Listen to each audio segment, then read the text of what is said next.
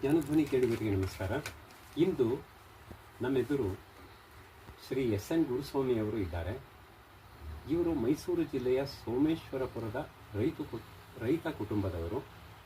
ಶಾಲೆಯಲ್ಲಿ ಮ್ಯಾಜಿಕ್ ಮಾಡುವವರನ್ನು ನೋಡಿ ಇವರಿಗೆ ಅವರ ಬಗ್ಗೆ ಕುತೂಹಲ ಮೂಡಿತು.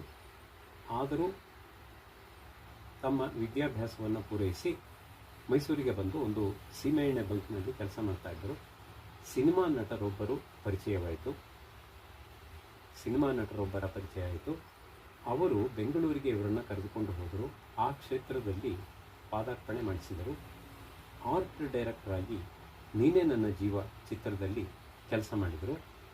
ಇವರು ಈಗ ಮ್ಯಾಜಿಷಿಯನ್ ಹಾಗೂ ಮಾತಾಡೋ ಗೊಂಬೆ ಆ ಕ್ಷೇತ್ರದಲ್ಲಿ ಕೆಲಸ ಮಾಡ್ತಾ ಇದ್ದಾರೆ.